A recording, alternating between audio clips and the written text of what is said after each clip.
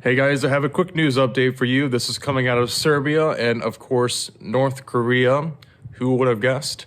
Well, first off, in Serbia, about 3 days ago, sorry I'm a little late on this, but 3 days, NATO gave a warning to Serbia, essentially saying, take these barriers down within 24 hours or we're going to disperse your troops. And, well, we didn't really get an update on kind of the reaction of Serbia, but we can kind of assume what happened because Serbia the next day put their military forces on maximum alert, and we're just kind of waiting to see where that goes from there.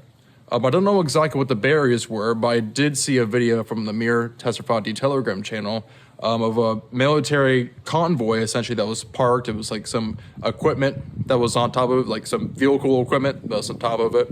And I'll make sure to show you that video.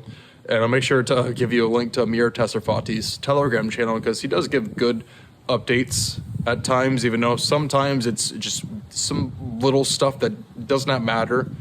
And his book that he's promoting, but I'm not going to stray off from that. And within 3 days as well, apparently North Korea fired, I believe, we didn't fire, but they were flying drones through South Korea. And the important thing here is that South Korea could not shoot them down. And I don't know how they couldn't have, but I know that Kim Jong-un is probably dancing right now. He's probably very happy that he knows he has a one-up on him. And apparently these drones are they were flying very close to the ground. So I guess that was his one-up, is that the drones were flying so close to the ground that South Korea could not do anything about it. And the reason why I'm telling you is, of course, you'll hear wars and rumors of wars. We know that NATO is a provocateur. And all this, we know that U.S. is with NATO, which is a part of the World Economic Forum. And we know that essentially, or eventually, should I say, we know that nation is going to rise against nation, kingdom against kingdom. And we know that war is just going to break loose everywhere. And we know that Israel will be protected during that time of war, even though they will be surrounded by multiple countries. I think it's Russia, Iran, someone said Persia. And of course, I said this a few videos ago. I said that, it just seems we're kind of inching our way up there, and it's more like a giant roller coaster at times. Escalation is very high, and then for some reason it drops down. Kind of like China and Taiwan. Like what happened to that? And I'll tell you exactly what I think is going to happen with that. I think China is just waiting for that right moment to strike Taiwan. There's that point where all of us Christians were very, wouldn't say excited, but we were just like on the edge of our seat because China was surrounding Taiwan with all their ships and weapons and whatnot. And for some reason, just like, what happened to it?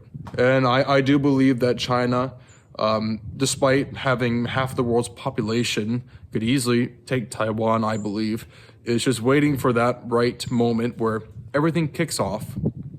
Let's say Russia starts a nuke somewhere in America or Ukraine, and then eventually multiple nations are going to be at war with each other, and then nobody's going to be able to help Taiwan if China were to attack Taiwan. But again, I've told you in many videos that I believe it just takes one small thing to set everything off. We don't know what the thing is going to be. It could be even the smallest thing. Russia could say a bad word to NATO, and NATO can provocateur some things as they've already been doing, using the U.S. to do so.